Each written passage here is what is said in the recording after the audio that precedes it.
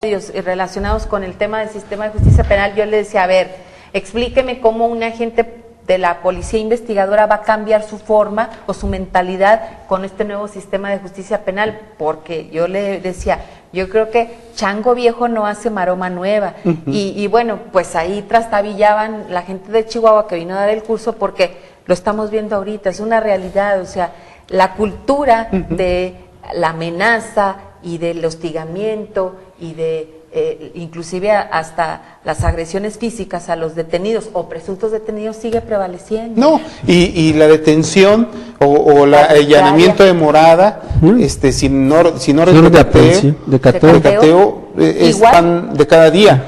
La Comisión Estatal de Derechos Humanos acaba de presentar su informe más reciente de este año, y quien sigue arriba es la Agencia Estatal de Investigación. Pero hay un dato escalofriante, Víctor, que hoy circuló en la red.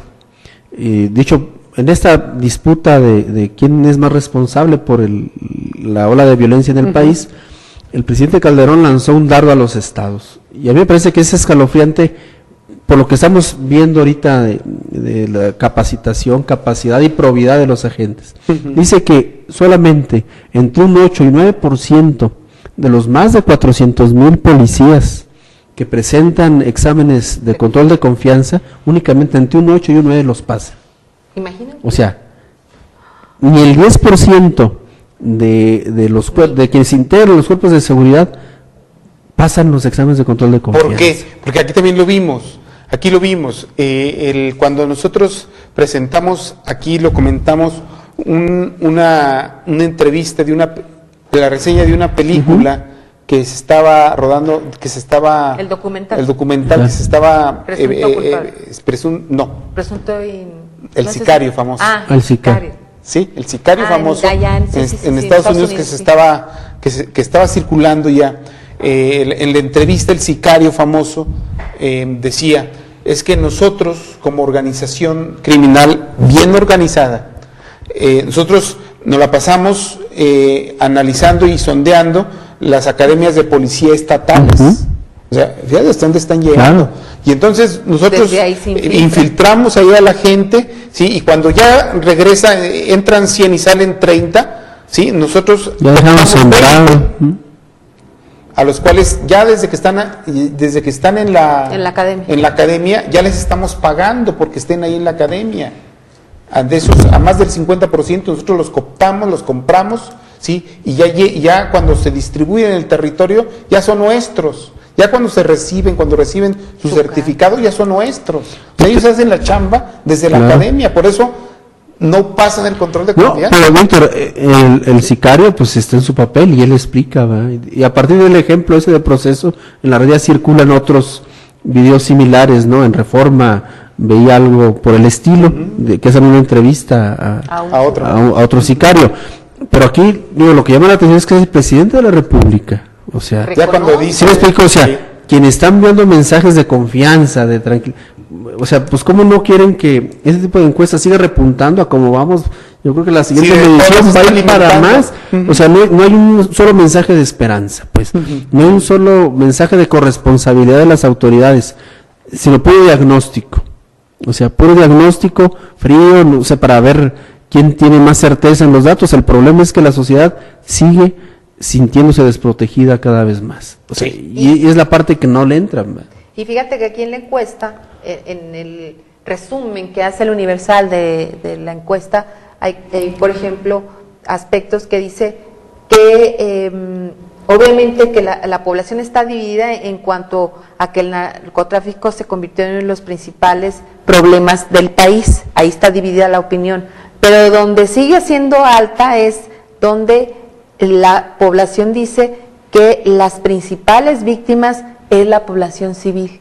O sea, no los delincuentes, sino las víctimas de esta guerra y de esta lucha es la población civil. Sí, porque yo digo que está muy claro, porque mientras en la contabilidad oficial se acerca a los 37,000 o 35,000 muertos, ¿sí? Hay cuando menos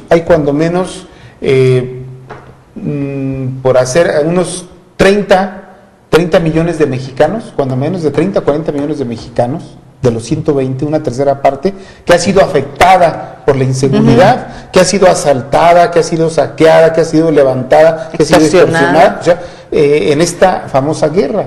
Entonces, no se puede comparar 40, 50 millones de personas afectadas psicológicamente porque ya sea a su hijo, él mismo o un familiar cercano se lo secuestraron o simplemente se metieron a su casa, la vaciaron o simplemente con una pistola en mano le quitaron su dinero, a esos 40, 50 millones a 35,000 personas muertas. Así es, no hay un punto de comparación. Pero aparte, no es un tema de percepción, como que la comunicación oficial va por un lado, ¿no?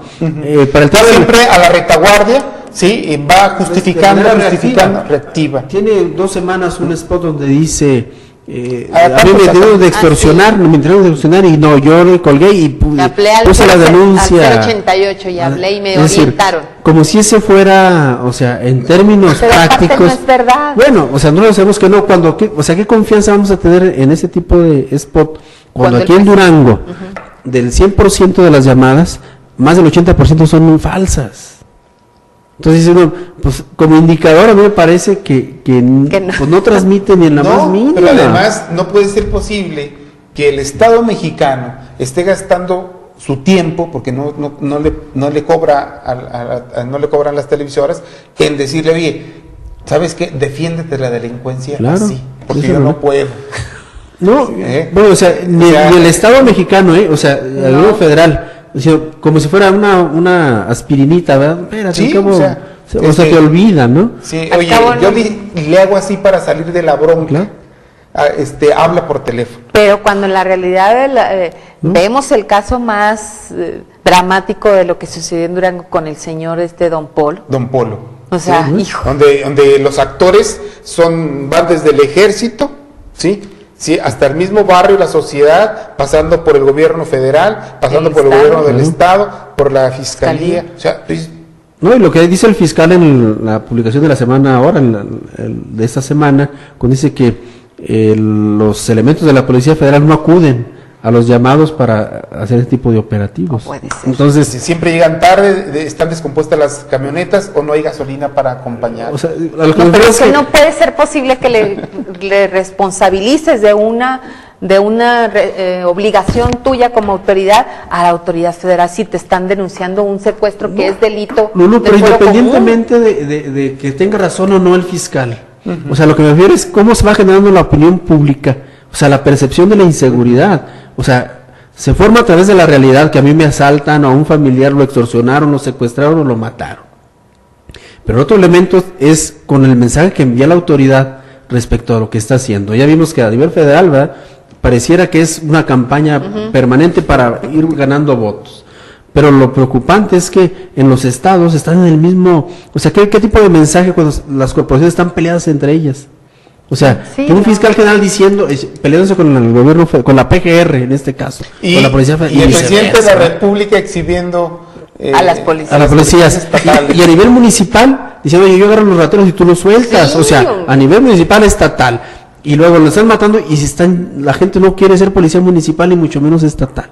Entonces, ese tipo de mensaje, ese tipo de ambiente, pues naturalmente que la sociedad le fortalece la incertidumbre, la desconfianza y el miedo. Oye, porque no hay nada, ni una estrategia, porque todos están contra todo. Y lo peor del caso, Miguel, que yo veía la semana pasada, en el desayuno del contexto, que ahí estuvo usted, por cierto. Fue mencionado, ¿verdad? Sí, lo entrevistan al fiscal general sobre lo que está pasando en materia de inseguridad, pero sobre todo de los secuestros, y aunque no lo quieren mencionar de manera abierta, del caso de Don Polo. Y entonces el fiscal dice ante las cámaras: yo invito a la sociedad que denuncie, que tenga confianza en la autoridad, que vamos a investigar. Yo decía, no es posible escuchar una declaración de este tipo cuando en los hechos está demostrado que no actúa, y que si actúa no es a favor de los denunciantes, sino a favor de los delincuentes. Entonces decía, bueno, pues entonces ¿a quién le hacemos caso cuando este señor públicamente invita a que denuncien? No sé si para proteger a los delincuentes o realmente para ayudar a la sociedad, porque ya está visto que no es así. Sí, Y hay muchas evidencias de la conexión de la Fiscalía General con la delincuencia. Hay muchas evidencias. Claro. En muchos casos. Ellos nada más no las ven. Ellos nada más no las ven. Pero los ciudadanos involucrados, y lo han denunciado públicamente, denuncias públicas. Aquí vale la pena, para que no se quedara a quienes nos siguen a través de la red, de que quizás son pesimismo. Me parece que la parte que toca a la sociedad es mucha. Ajá. O sea, en un escenario de esa naturaleza, claro que hay salida, ¿no? Comentamos también que en Medio Oriente está el ejemplo de los jóvenes, cómo están haciendo la parte que les toca para cambiar la realidad. O sea, son gobiernos o regímenes que tienen más de 20 años gobernando por una persona o un partido. Es decir, ellos están buscando la manera de manera civilizada, en algunos casos, y otros, pues si no hay otro camino como el de Libia, que seguramente va lamentablemente una guerra civil. Bueno, pero la sociedad civil no le está entrando a la guerra. Bueno, o sea, le está entrando a la movilización. A la movilización. Quien lo está reprimiendo es el gobierno libio. Y el problema en México es que hemos perdido en los últimos 2 años más de 40,000 personas y no pasa nada. O sea, yo creo que esa es la parte que nosotros tenemos que hacer conciencia, si hay alternativa, sí hay alternativa, organizándonos, o sea, participando, exigiendo, dándole seguimiento a nuestras autoridades, porque si no pudiera parecer que eso fue una especie de catarsis, pero es la realidad, o sea, ni tampoco mandar un mensaje de desesperanza, pues, de que ya, pues hay que esperar, pues, a ver quién cambia esto. Yo creo que hay ejemplos a nivel mundial, o los tenemos cerquitas, ¿verdad?, de cómo la sociedad puede involucrarse, participar y generar cambio. Colombia fue un ejemplo más cerquita que tenemos, ¿verdad? Y eso yo lo cuestionaría, Miguel. Vamos a reproducir próximamente un reportaje que TV Española realiza en el mes de noviembre en Medellín, que es la ciudad que más se presume de Colombia, y entrevistan a un sicario, le dan seguimiento en activo a un sicario de 18 años, en Medellín, y las escenas, porque todas son en tiempo real, todos en tiempo real, las escenas que se observan ahí de cómo se defienden los territorios, de cómo se vende la droga al menudeo, de cómo se echa a perder la adolescencia y la juventud de manera sistemática, ¿sí?, no ha desaparecido en Medellín. Medellín está inmerso, ¿sí?, en lo que está inmerso Durango.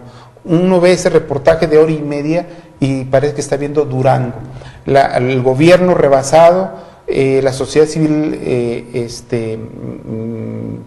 desprotegida, cada quien sálvese como pueda, como está sucediendo aquí en Durango y aquí en México. Entonces, lo de Medellín, lo de Colombia, yo siento que es más un triunfo mediático, sí, que la real. Pero habrá que ver, Víctor, por el tema de los ciclos, pues, o sea, a mí me parece que algo hicieron bien en su momento, o sea, que funcionó. Quizás quien vino y no los continuó, o se armó la guerrilla o el crimen organizado, y bueno, pues ellos están también en constante movimiento. Pero a mí me parece que algo hicieron bien en Colombia, que les funcionó. No sé en qué, desconozco, pues habrá que estudiar el caso de Colombia, si fue 1 año, 2 años, 3, 4 años, y qué pasó porque volvieron otra vez a las andadas. Pero hicieron algo, pues. Aquí el problema en nuestro país es que al menos no hay una estrategia, no hay un proyecto que nos diga, vamos a hacer algo diferente. Sí.